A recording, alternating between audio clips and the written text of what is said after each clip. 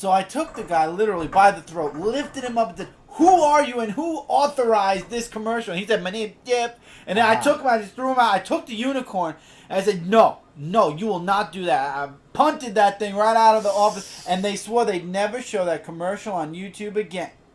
Yeah, I mean, that's just something you don't want to show on YouTube again because... We're recording. I thought it was a red light when I was recording. Why is it blue?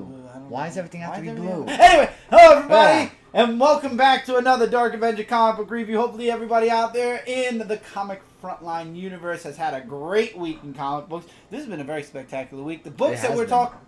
Okay, I want to make sure you didn't have anything else to say. The books that we're discussing in this review were released on... July 20th, 2016. And I'd like to say it's been a pretty nice week when it comes to the comics this week. There were a few number ones. One book that didn't make this review that I didn't have a chance to read that I might read next time, and I'll cover issue 1 and 2, is The Hunt.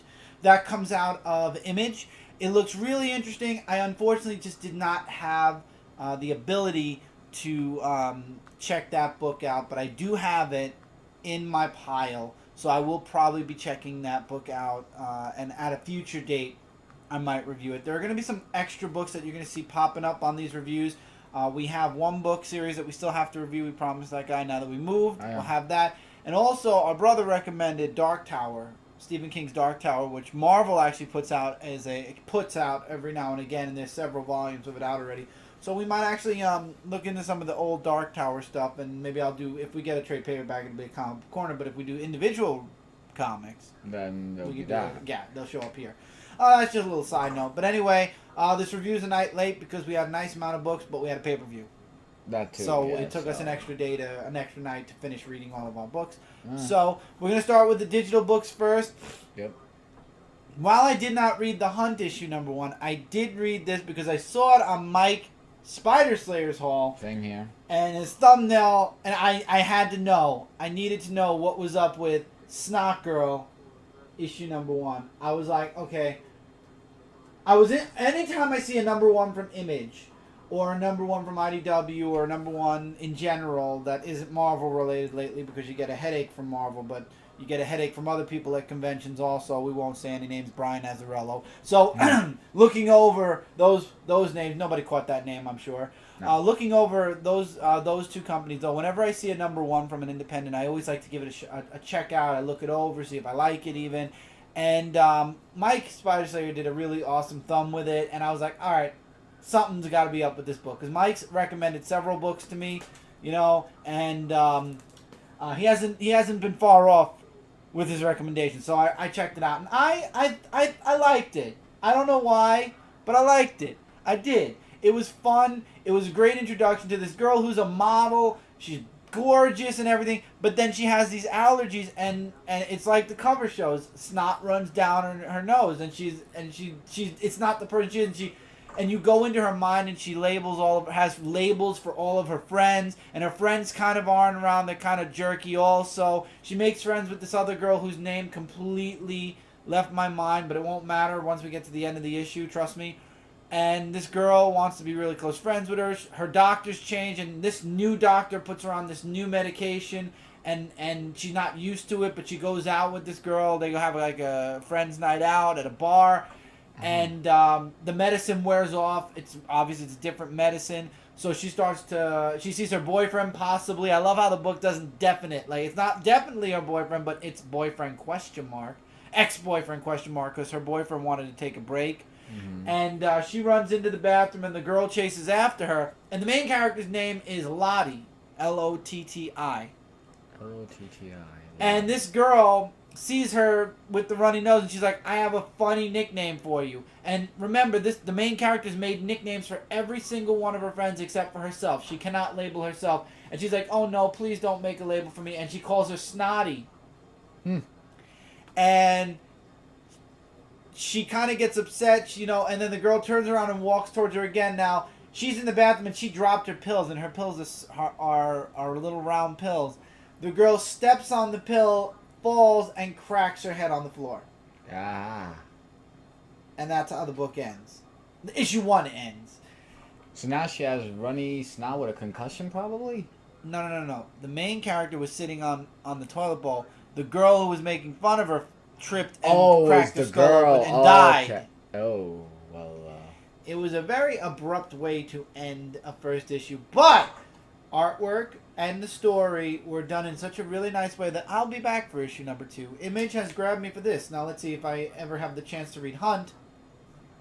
Maybe I'll grab that as well. Alright. Back to the Future, Citizen Brown. Issue 3 gets an honorable mention. Why? Because if you played the Back to the Future Telltale game, you already know what happens in Citizen Brown. This issue is about, okay, Marty did something in the past with Doc, and Doc, instead of going to see the movie, which inspired him to, continue with his scientific studies, I believe it was Frankenstein, he ends up going out on a date with this girl that has an interest in him. Changes the entire past to where Doc is he takes over Hill Valley, and it's in a very orderly, different kind of way, and it's up to Marty to reach out to Doc, and Marty reaches out to Doc. Doc starts to question, hey, what's going on? Woman takes Doc away. Everything's upside down. His mom is a drunk. The father's a rat on the mother. It's crazy. And it ends with Doc being taken away, and they're going to brainwash him, obviously, so what he saw with Marty, he'll never remember. And obviously that's what the girlfriend or the wife has been doing. But Marty is being detained also. Now, I know what's going to happen in the next issue, and anybody who played the Telltale game is going to know what happens in the next issue and the issues to follow. I think there's only going to be about 3 more issues left. Right. But, again, if you've not played the Telltale game and you want to see a really nice I guess that's why they're doing Citizen Brown, because Citizen Brown it wasn't called Citizen Brown. The Telltale game had such a nice story to it. Instead of having you pick choices with Marty now, it's more, well, to tell the honest truth, with the Telltale game also, you kind of had no choice. You could pick any of the 3 options, and unless you pick the right one, the story doesn't progress.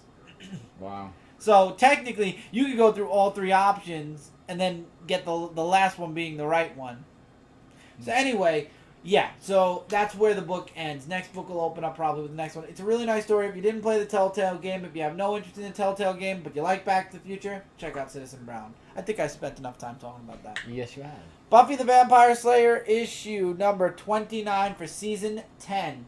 One more issue until the season finale. We all know season 11 is coming. Hopefully Angel and Faith will have a part in that as well. Hasn't been confirmed still yet. So it turns out that I forgot what his name. But anyway, Giles? No, not Giles, not any of the characters. The guy that got the book in the previous issue. Oh, I don't remember. Is unable. I don't think I can pronounce his name anyway. Is unable to write in the book. Why? Because as long as Buffy and the others will it, he is unable to write in the Vampirics. So basically now, he's going to take his crew of people, which is the Anya, which isn't really her. The guy that was best friends with, how did his name leave me? But the other guy that's working with Buffy, and a few other people, and they're going to go after Buffy, and it becomes the grand final battle, because Buffy and all the others are preparing, for this battle to get the Vampirics back, but then here's this guy, he just shows up, and the fight is right in their own home. And I love how it kind of was a repeat of 2 issues ago where he literally ripped their roof up, took the book, put their roof back down, and ran away. And now he's back again doing the exact same thing, except this time he's like, we're gonna end this once for all. Great action in the book. I love how Xander finally, when we saw Anya, I believe that's how you pronounce the name, but when we see her next to the guy, and Buffy's like, is that her? And Xander's like, yeah, I thought I was going crazy and that she was following me around and I was the only one that saw her. And Buffy's like, and you didn't think to tell us? He's like, well, I didn't want you to think I was insane. She's like, friends tell each other stuff like that, but it won't matter. Trust me, I'm going to explain why. So they all get to fight and they try to take out the the guy that has the book. It fails. And then they try to reach out to Anya a bit, but it doesn't work. Anyika? Whatever her name is. I'm sorry, her name just out of my mind. And they're trying to tell the other people following him that he'll kill them. The second they do something he doesn't like, he's going to kill them. It doesn't work, and let's just say one of the characters, here, I won't even spoil it, one of the characters might not be making it to season 11. It was a wow ending. So I can't wait to see the finale. Mighty Morphin Power Rangers issue number 5. Now, this was a really... I guess before we get into the second story arc, it got like an abrupt interruption. And this story is about before Tommy came to Angel Grove. Apparently, before Rita decided to grab Tommy, she tried with another Power Ranger to convert them to be her Green Ranger. Oh. So it opens up with them fighting a monster Rita sent in Italy, and Zach was piloting the Zords while Jason saved the president of Italy. And what happens is Zach feels like he didn't get any of the credit, so Rita abducts Zach and tries to basically seduce her to her side, and basically she has the Green Ranger coin. He just has to give up being the Black Ranger. And she'd give him her coin. And she's like, oh, I want the same thing Zordon does. I want the world to prosper. Zordon wants the people to do it on their own. We're not so different. The fight starts. She basically blames Zordon for all the fighting and whatnot. We all know, as fans of the Mighty Morphin Power Rangers, that's not true. So Zach kind of hesitates for a moment, but then obviously we know what Zach did because he's still the Black Ranger. He turns down Rita's offer. Him and Zordon talk, and obviously Zordon's like, we'll look deeper into this, which apparently they didn't, because not even a few weeks later, Tommy, arrived at Angel Grove and became the Green Ranger. But Rita decides that they're going to go with a blank slate. They're watching Tommy, as a matter of fact, so Tommy's now in Angel Grove, and there's a voice that reaches out to her that tells her that if she takes Tommy, he will betray her. And then that's when this person will make himself known. So I'm guessing this leads into the next issue, which is back in present day. I like the pictures of Zach in the Green Ranger outfit. I like the artwork in the book, and I like how Rita tried to manipulate Zach. It didn't work, obviously. At the end of the book, they have that group time together where everybody appreciates everybody else. I loved it. It was a great book. Bulk and Skull had like a 2 or 3 page mini story. It was okay. Not a fan of Bulk and Skull, so I just read the main story. Usagi Yojimbo, issue number 156, gets an honorable mention. I always love reading Usagi Yojimbo. It's a great story. It's a great. I'm really enjoying Usagi. It's a really fan favorite. If you've read or watched the Turtles, Usagi's made tons of guest appearances on there in multiple cartoons, actually, multiple iterations of the cartoon and the comics. I would definitely recommend it. It's a samurai bunny who will kick your butt, and he's full of honor. I love it. I don't know. There's just something about Usagi that I always come back, and I always have and there's always something new to enjoy. This time it's finding a murder suspect. It was really, really good. The ending was really good as well. So. Alright, we got an ongoing series of Faith, issue number 1. Yeah, Lots she went of from news. The mini to now the ongoing. Yeah, this has been really booming news about Faith number 1, actually selling out a lot of copies and everything. Which is great. Faith is a popular character from Faith Valiant is a popular character, and what I could say about this book is that, what I love about this book is that we get to see her point of view about what it's like to be a superhero, what it entails, what she does and all this and that. And I really thought that it's a great way to see how a superhero's perspective of what they go through in life. Day working at a place and then night being a superhero. Just skipping all that of just the superhero part, we get to where she's at her job, where her boss knows her identity and one of her other friends who knows who Faith is. Someone from Zipline wants Faith to be in a photo shooting with this guy who's like popular. His name was Chris something. I don't remember what his name was.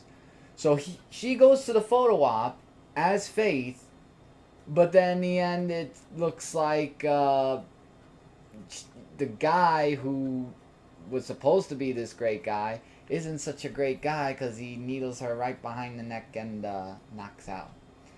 Which means this could go many ways but a really interesting book. I want to read issue number 2 to see how that goes. 4001 AD of Rye, or Ray? Rye. It is Rye. Issue number 15. Now, in the last issue, we saw that this girl, I forgot what her name was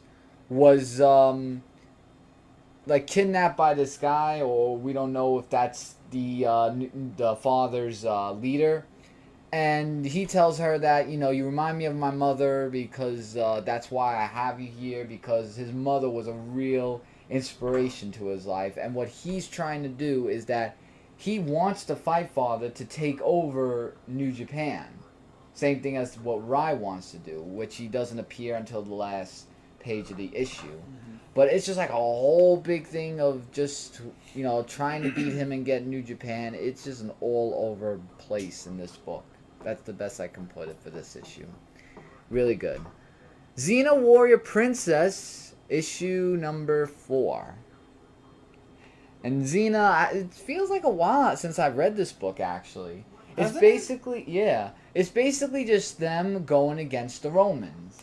And that's what really the book is about. The Romans are trying to take over the whole land of where Xena is. And Xena, being the warrior princess, doesn't want that to happen because she's the type... Like we see a little bit of a softer side of Xena in this book. Along with this girl who she's with... I think she's... They mentioned they were gonna put which she's not. She's open to everything. That's what Xena is. Okay, well I didn't know that part because I didn't watch Xena. I just read the book. They mentioned about her sexuality. But anyway, looking over that, their plan is just really how to fight the Romans and how to conquer them before the Romans conquer them, because they have big role playing in this book that really needs to be done. But I think they're on their way of facing them. I really can't remember the end because I was actually reading through it, and it's a little bit of a complicated read, but with a lot of dialogue. But I would suggest if you're a Xena fan, you'll check this out.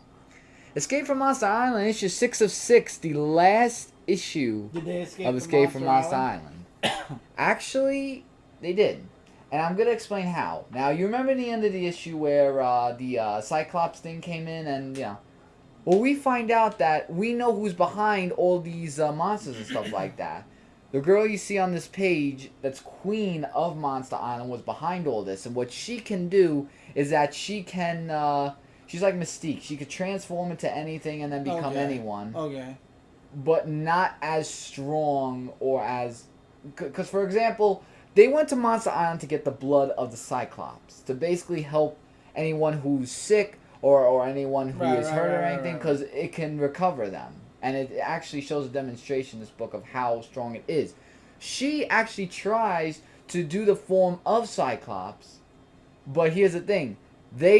Monster Island's about to explode, and they need to get out of there. And the president's not really up for, all this happening.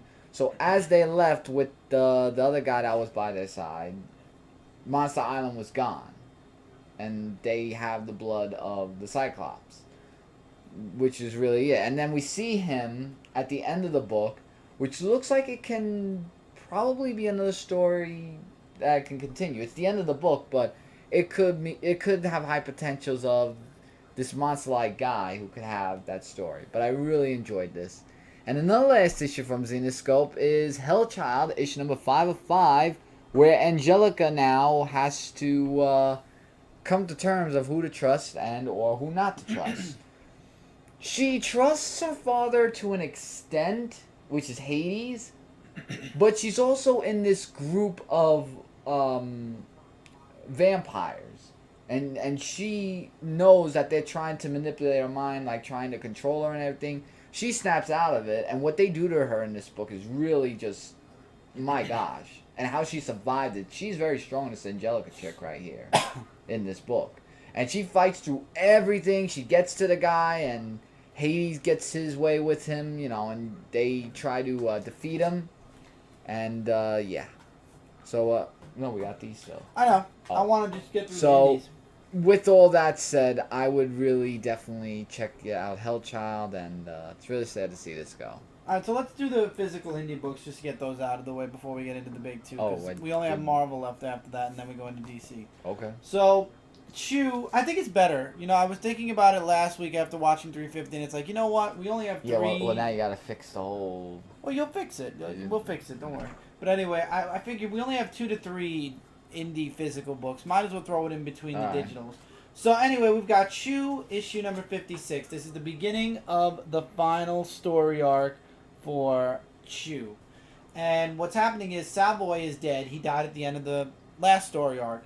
And it turns out that Cho, or Anthony, has to eat him now.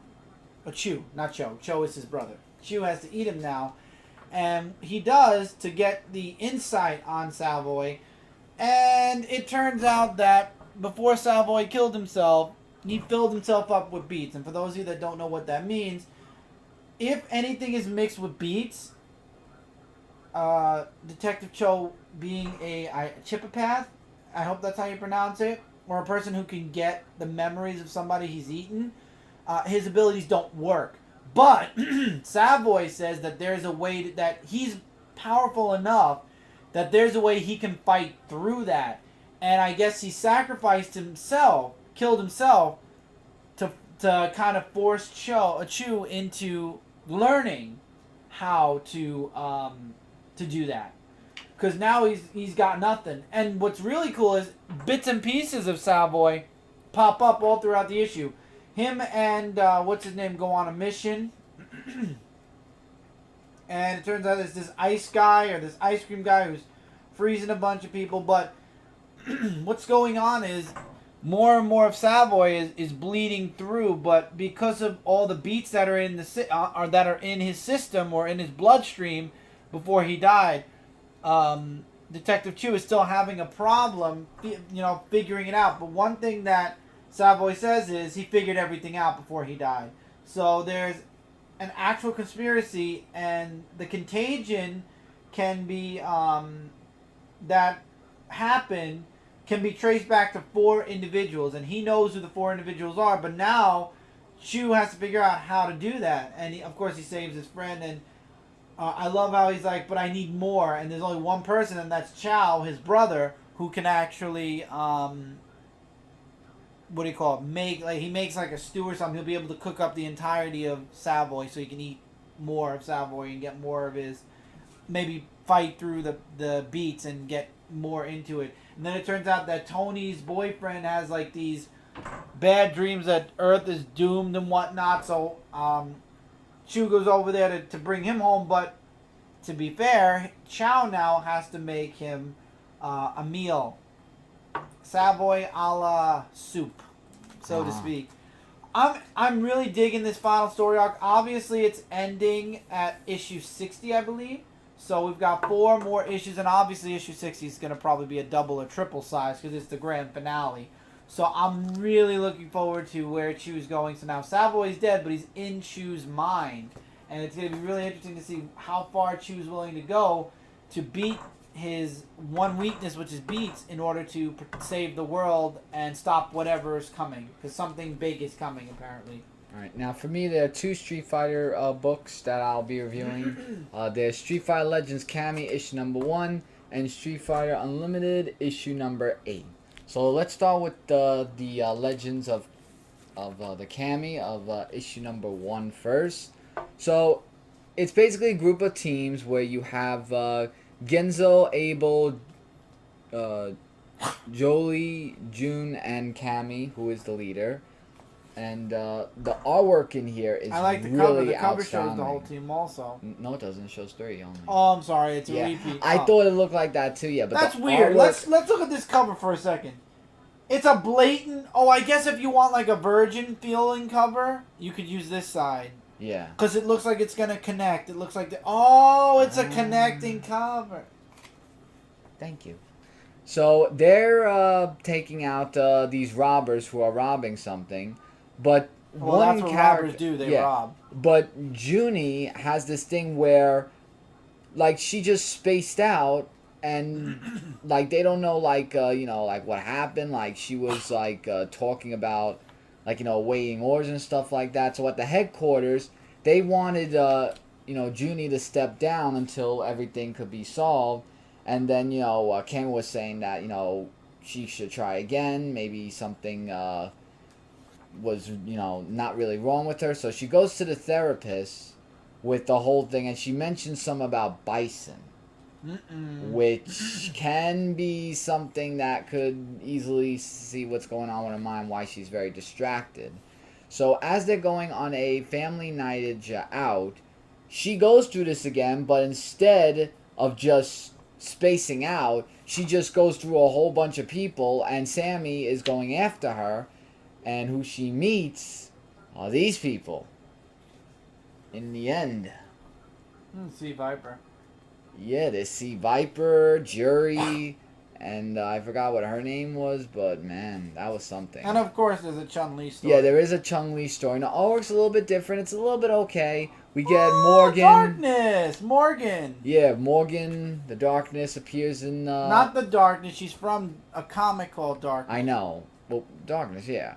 So she appears, and she wants to fight off against Chun-Li because she's the Devourer of Souls. I'm sorry, I'm wrong. Morgan's from Dark Stalkers. Thank you, wonderful comic book. My bad.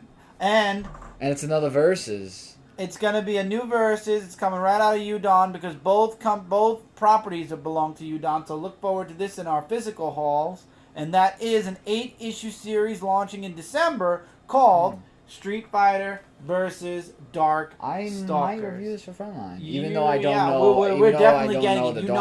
You We get everything Street Fighter related, so we will definitely. Well, the only thing I review right now is just the Versus of G.I. Joe and all that. But I really enjoyed this issue. This was like really an interesting issue, especially Junie's character. I can't wait to read more about her because that was really interesting. Now, Street Fighter Limited Issue number 8. There is a tournament that has been going on from Lord Gil that's made this tournament. And we find out about Gil's brother, oh God, why? His brother, oh God, why, No, I can't remember what his name is. I had it in my head and then I can't remember. Urine, thank you. Urine is the brother of Gil, and he wants to be the chosen one, but they chose Lord Gil to be the chosen one. And he has all the tournaments and everything. You know, he's just trying to show them that, you know, he turned over a new leaf. We have Ryu versus DJ as Urine is looking on with this. You have Rufus versus, I think, Jaguar, who actually physically kills him, but Lord Gil comes in and actually revives Rufus. So, you know, that was really something. And then we get a whole bunch of other fights that happen, like Alex versus this Goliath person. I can't remember what his name is. You know, but that was like a real physical fight there. And actually, Alex finds something that Urine could be oh, no, Ken. No, Ken. Yeah. Why is Ken there? No, where Ken? Not Ken, I mean... No, this is a different story. Okay, good. Because I was about... Not Ken. That's Charles. Not Charles. Wow. Dan. Oh, Dan. Yeah. So Dan, in the other story, is meeting up with Zagat. And he's going after him because, oh, you killed my father, and I'm coming here for my revenge. And he's trying to get him to fight, but the only thing he said, and I never knew this, was when he said, as long as I draw breath, I will not stop until I have humbled you, just as my father did when he took your eye. Which explains why there's an eye patch. And he's like trying to say, you know, I'm not the person I am before, I'm sorry, and I'm ashamed of that, so you might as well finish me off. But Dan says, revenge is not what I want. All I want is something no one can give. I want my father back. And that right there was really touching to his character. And I was just... Wow, I got respect right now. I know, right? I got respect for this character. I mean, he may be cocky and everything. But what he said, you know, revenge, you know, you shouldn't take revenge out on people, even though they've done that. Because he said he's changing a new leaf. And if you change a new leaf... There's no way of... You know, revenge is never the answer. That's the whole moral to this story in both real life and in comic book form. Now we're going into Now Marvel. we're in Nova issue number 8. Obviously starting with Marvel. We see that Sam Alexander now, you know, Sam is fighting Mole Monster, which is Mole Man's son. and he gets the help from this unknown superhero to him called the Captain, who has super strength, the ability to fly or whatever. But he's not a registered superhero, and he doesn't fight with the superheroes. He basically stays to himself. And after he helps Sam out, he gives Sam a piece of advice. Because Sam is like, I haven't heard from any of my friends, the Avengers, Captain America, no one in weeks. And he gives Sam the best advice. He's like, you're young, you're just starting out here, do yourself a favor, and get out while you still can. And I like that because all the Avengers have been avoiding him. He has no, unlike another character who gets approached, Nova has no idea what's going on whatsoever. So he goes home and he has this really great talk with his mom saying, you know what? I'm going to see if I can figure out how this helmet works. If I can't, I do exactly what I promised you. I'm not going to be Nova anymore. And it's left there. Obviously, we know that Sam won't be the lead in the new Nova book. Because the Rider's coming back. Sorry, I got something in my throat. But Do you need soda? no, I'm okay. But hopefully, we'll still have him in an Avenger team. I hope we don't lose Sam altogether. That's it? Yep. Alright, well, all these are Marvel also. Darth Vader, issue number 23. Only 2 more issues left until this story ends. I'm just saying thank God for that because I'm just wow. I just wanted to state that I did look at the new Star Wars book. I don't know why, but for some reason, I just... I'm trying to get this out of my throat. It's driving me nuts. I don't know why, but as I'm reading the book, and it's about, like, this group of stormtroopers, I don't know why, but I put the book down. I said I'd get back to it, and I never got back to it. Alright. So that's why you guys are not seeing Star Wars. I honestly just... It's not that I forgot to read it. I just got to the point where we were going to do the review, and I hadn't read it. So... Okay. So now we're going to Darth Vader issue number 23. So like I said, thank God there's only 2 more issues left because I don't know what to think of this book anymore. It's just Darth Vader who's going after the 2 people who were trying to defeat him. That guy with an eye patch and his apprentice or something like that. So, and then we go with Dr. Aphra. I don't know why she's still mentioned in this book because she's going after... Like, she's trying to, like, not let Darth Vader see her because she knows that he'll probably want to kill her in all ways. But he goes after the stormtroopers, Darth Vader. He attacks the apprentice and beats him. But when he gets to that guy, there's one thing he has that Darth Vader didn't know. Wow. And that was a button to get him on his knees. Whoa. Basically, like, to shut him down or something. He did that, and I was like... That was the only great thing in the book. Just that part. Well, we know that Darth But Vader... it was uninteresting because it's like... It's rehashing and rehashing. We know Dr. Aphra's in the book, and her character's getting very annoying, to be honest. Getting? With 000 and that other R2-D2-like thing. I keep forgetting. But, Getting annoying? I don't know. It's just uninteresting, except that last part of the book. So, yeah. Spider-Man Deadpool issue number 7. Now, when I read this book, I was looking and I'm like, the artwork changed to like classic 1960s, 70s, like? Because I was looking through, I'm like saying, is this the artwork? And I'm looking like saying, yeah. I didn't have no problem with the artwork. The story is basically that Mysterio's in town, and J. Jonah Jameson is telling Parker to get pictures of Spider-Man, who's probably going to be, with this whole thing. So, we see that Deadpool wants to go after this Spider-Man because he's an assassin and all this and that, and Mysterio wants to take over the president's thing. There's a lot of shapes and forms with these people this week. I don't know why. And then him just saying all these thingamajiggers. So Spider-Man comes in, tries to save the day with getting out Mysterio. And then Deadpool, of course, like not killing Spider-Man, like telling him, oh, you didn't pay me enough money, which is kind of like Deathstroke, really. Because remember how he has to kill and he always has to get paid and stuff like that? I'm referring to a lot of characters. This is really weird. And that's why he's on Spider-Man's side, but not really. He's kind of like this all over the place. But it's a fun read. I actually enjoyed this book for what it was. So I'm definitely going to see what's next in store for that book. And lastly, Thunderbolts issue number 3.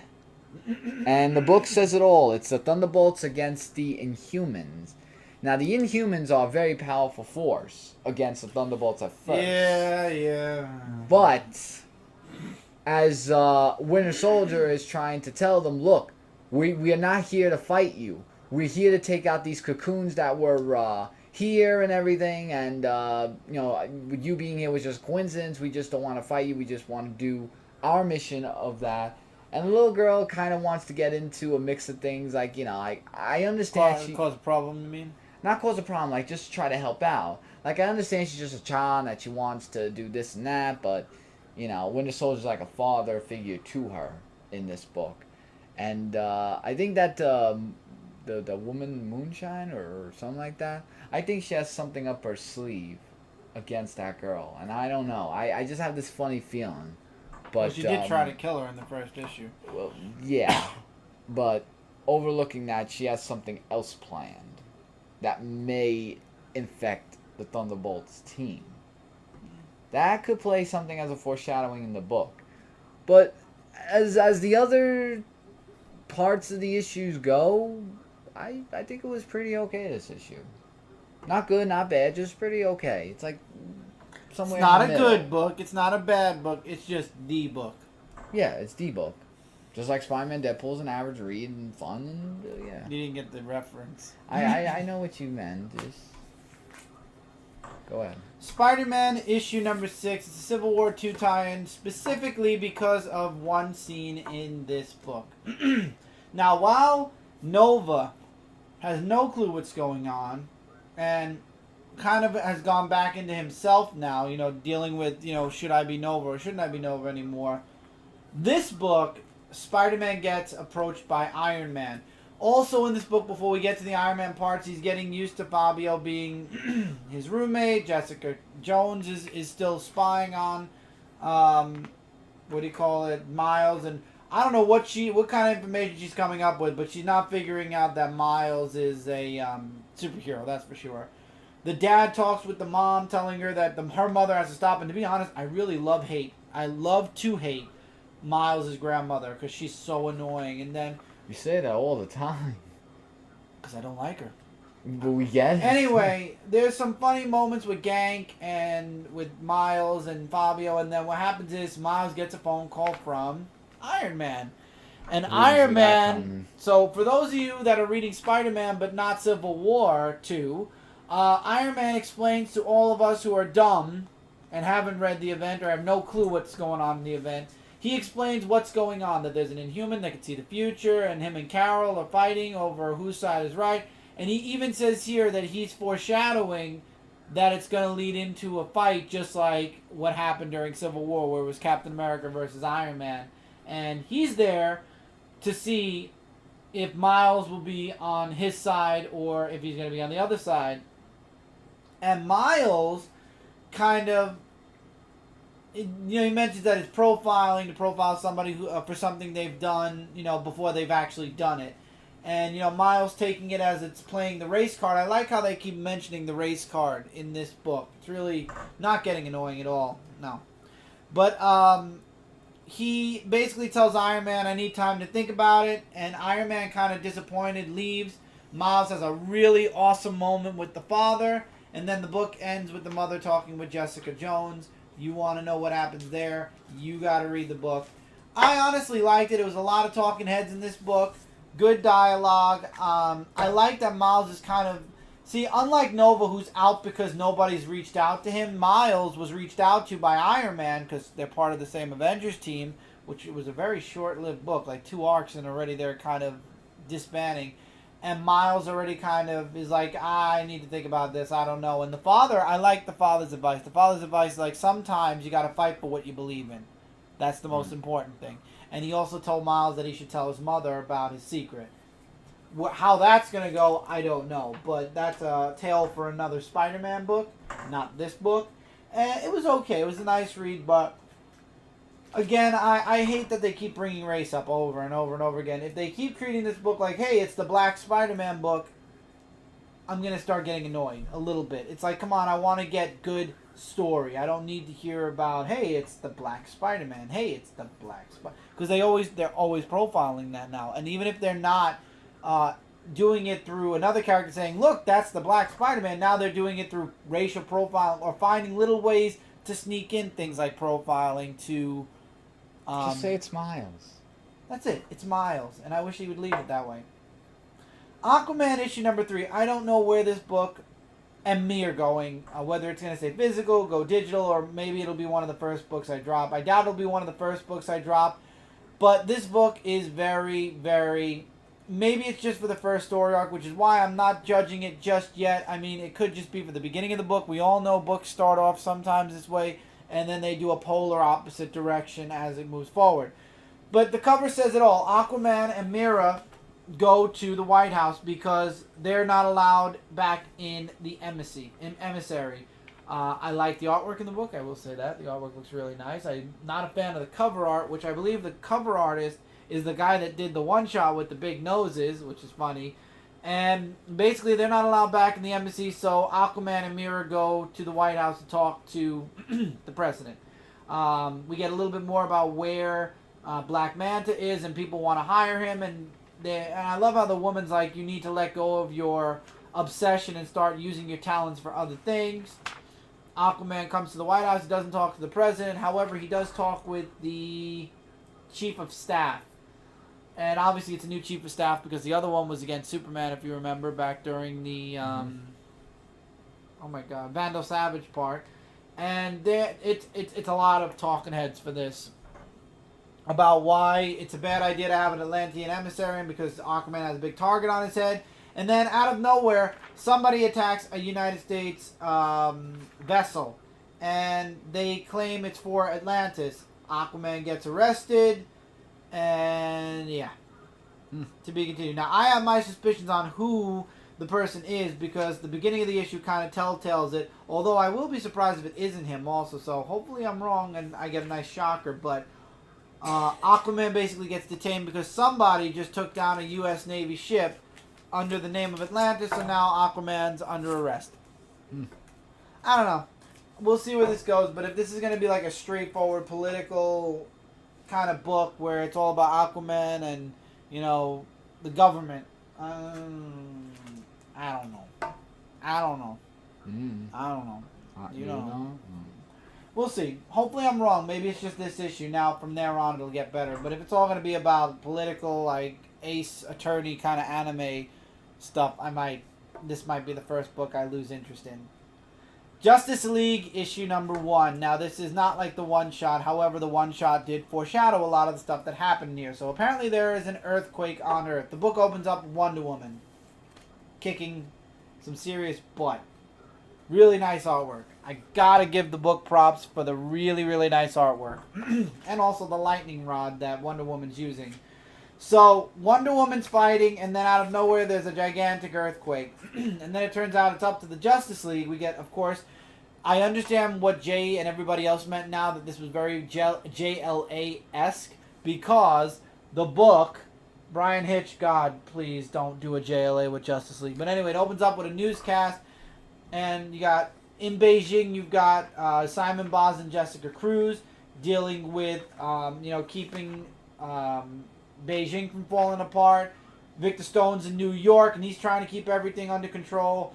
Flash has a scene where he's in San Francisco. Really good artwork. Again, the artwork is gorgeous for this book. I cannot fault this for its artwork. Communication kind of breaks a bit, and then people start acting weird. They're starting to get mind control, but by what? We don't know. Batman finds out that Superman's popping all over the world, saving and doing whatever he can, and apparently Cyborg has a man crush on him. Interesting. Very interesting. So, Batman shows up and these bugs show up, which connects right back to the one-shot. And Aquaman's busy dealing with Atlantis and trying to save his people. Atlantis crumbles, which that looks scary. And then Wonder Woman finds out who is behind all this, and it's the Kindred. And the way the other book ended, the one-shot, is exactly the way this book ended, except instead of as a group, it's just Wonder Woman shouting out, I have friends, and we're coming for you. So a threat's been... A bold statement. Yeah, a threat's been thrown onto Earth by the Kindred, and now it's going to be up to the Justice League to team up and take them out. It's very much like the one-shot. I love the artwork in the book. I think the story itself has a lot of potential, but for a first issue, I don't want to say I was, let down per se, but at the same time I was expecting. But we are coming off of Jeff Johns, and Jeff Johns, whenever he comes off a book, we're expecting something that isn't there. And we've yet to have a conclusion to JLA, by the way, also, which I still think it's being delayed even further, which I hope that's not the case. I want to get this stupid book over with. It's one more issue and a one-shot. I don't want a JLA feel. I want a Justice League feel. If you're going to do a JLA book, make a JLA book. If you're going to keep the title Justice League, follow the same pattern that Jeff Johns was setting for Justice League. Because other than the Throne of Atlantis, I've been following Justice League, and I've been really enjoying it. So...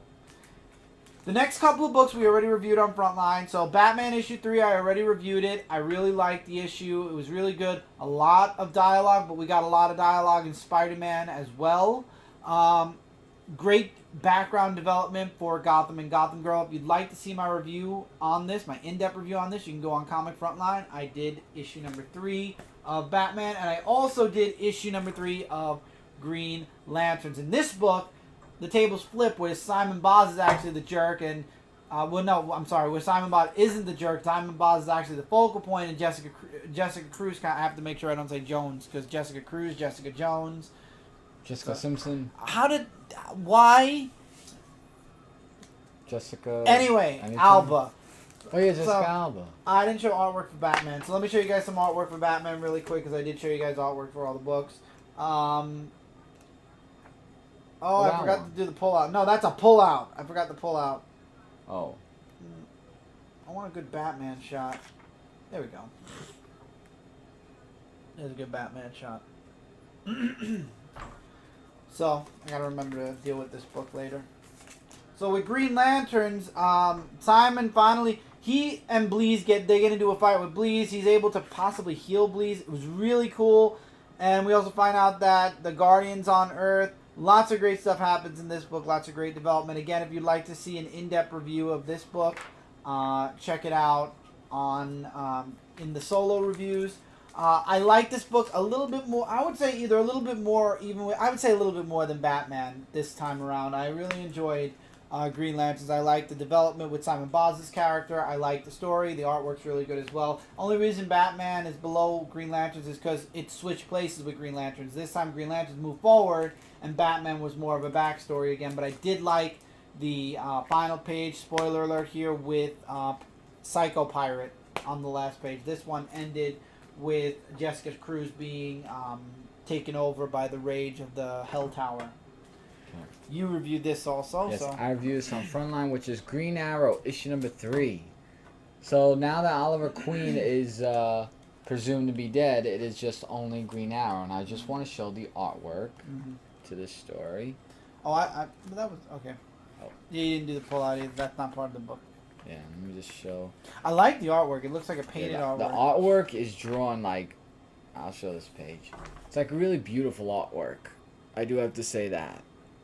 And it's really just, Green Arrow trying to find the 9 circle. Shadow's in the whole thing we're working with the 9 circle.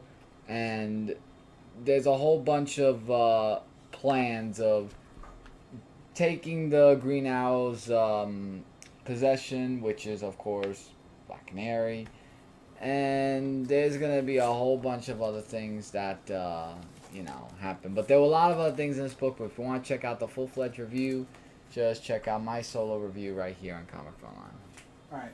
This book I did not do a review of, and neither did I of my last book. But anyway, Superman issue Number 3. Superman and Lois take John to New 52 Superman's fortress. Not his, because Superman needs the technology in order to scan John to see what's going on. And they also meet the Eradicator. Huge fight between Superman and the Eradicator breakout because Superman remembers the first time he met the Eradicator and they got into a huge fight, how the Eradicator kind of almost destroyed Superman's life before he got married and before anything. So after the Eradicator saves Lois and John, Superman kind of chills out and figures that the Eradicator isn't a threat. So they scan John's body, and apparently John's body is the genomes are still, his Kryptonian genomes are fighting the human ones, so that's why his powers, his invulnerability is fluctuating because his body's adapting now to his Kryptonian side. And we get a backstory on the New 52 version of the Eradicator because apparently this is not the Eradicator from the pre-New 52 universe. This is this world's Eradicator. We get to see Krypto as a dog again. Oh, Krypto. And not a gigantic hulking wolf, which I like that a lot. And Eradicator, basically, we go from being friendly back to foe. He wants to basically assimilate John, basically suck him in, and then spit him out, but basically terminate all of his human basically the human traits that he has, and basically John will be 100% Kryptonian. And of course, Krypto jumps in to save the day. I did not like the part with Krypto. I don't think it's permanent because they actually did show that the Eradicators can undo what he did to Krypto. But I love how John, remembering what happened with the cat in issue 1. Well, let's just say John is not too happy after seeing what happened to Krypto. So John is a humongous animal lover, apparently. So it looks like, Superman and the Eradicator get back into a fight, obviously. And now John is jumping into the mix. I'm excited to see where the next issue goes. I really, really am. Looks amazing. I can't wait to see John kick the Eradicator's ass. And I only have to wait 2 weeks. Not this Wednesday, the following. And I get to see Superman. That's one positive thing I could say about DC doubling up a lot of their books. I don't have to wait too long for the next issues anymore. And it's good because we get more story out. And we get to build things more, quickly. Not quickly, but quicker than a solo book, once a month. Now, I know I complain about Marvel with their double ups. But the one thing that DC did that Marvel didn't. And that's why I always have to defend this point because a lot of you out there, I know somebody new is going to pop in who was from before and saw me complain about Marvel and is going to be like, Chris, you complained that Marvel doubled up their books, but now you're not complaining about DC. DC lowered their prices on all of their books. All of their books are $2.99 again now. So, yes, it's $6 a month for one series, but think of it this way. It's not $8 a month for one series, and they're not, okay, this is doubling up for 6 months, and this is going to double up another 6 months. It's consistent. All of their main titles are doubled up for now. It's not definite that they're staying that way forever, but they're getting a lot of story out, and they're doing it as cheap as possible. So I have to give DC credit. They lowered the price of their books in order to justify the double up, even though it's still $6 a month. It's only $2 more than what you'd pay for a $3.99 book from Marvel. And Marvel's charging $5 for all their books anyway. A one-shot I did on this channel also, the Hellblazer Rebirth one-shot, which is a story basically about John Constantine, who is going back to England to because there's some stuff there that's been going on, and it has to do with this red stuff right here, which is actually called, I just want to make sure if I said it right, because it's affecting mortal people. Just want to make sure. Well, basically it's some type of demon blood that was used to the supernatural Black Death. Thank you. Yeah. So basically, it's affecting the regular people. I like how Wonder Woman and Shazam appeared in this book with Swamp Thing, who tells them to stay out of the whole fight between Constantine and this demon. And we get introduced a new character of Mercury, who actually might play a good character in the following, because this is a setup to the Hellblazer series. Right, that's starting in, I think, 2 weeks. Yeah, so I'm on board with that. It looks good, and let's just hope, unlike the New 52, this one will be better. And finally this week, last one-shot, which was Batgirl and the Birds of Prey, the one-shot. Now, while I really, really enjoyed this story, I love the writing in this book, I absolutely did not like the artwork at all. And you'll understand. I would have sworn that Jimmy Durante did the artwork for this book. I mean, Wonder Woman schnoz is way bigger than I'm used to seeing, at least. Did I say Wonder Woman or Batgirl? I said Batgirl. You said Wonder Woman. I said Wonder Woman. Actually, I was about to say, wait a minute. Batgirl's schnoz is way bigger than it's supposed to be, and it kind of gets better as the book goes on with the noses, but the artwork is still... but I don't think this artist is the one that's on the book. Here, I'll show you schnoz Batgirl. Because really, there's nothing much to speak when it comes to the artwork here. But anyway, Batgirl takes out these criminals. This book takes place after the first story arc of Batgirl, which I think is really bad, and I'm going to explain why. So basically, this book happens after the first arc of Batgirl. This book came out before Batgirl's one-shot, before Batgirl issue number 1, before anything. This book would have been better to have taken and put out in September, and taken one of the books from September and put that out now, like Trinity or Super Sons or something. And it would have been better to hold off on this book, because now this takes place after the first story arc. Now I'm going to see when Batgirl is supposed to come out in August. Batgirl, I think maybe she's the first week. No, she's not. No, Batgirls and the Birds of Prey comes out August 17th. Maybe it's the last week of July, Batgirl's one-shot. Or Batgirl issue 1 comes out, because I see Batgirl and the Birds of Prey issue 1, and then the following week I see Batgirl issue number 2. Which makes no sense, because that would mean Batgirl would have to be here. And it's not. That's weird.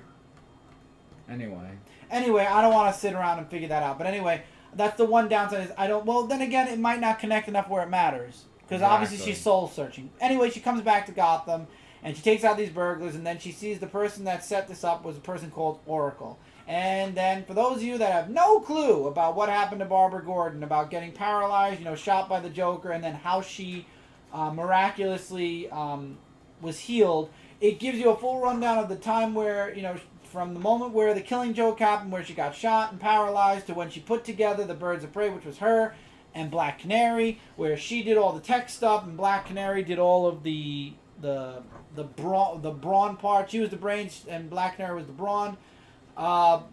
She was able to stand. I like the symbolism with the bird flying away in the empty chair.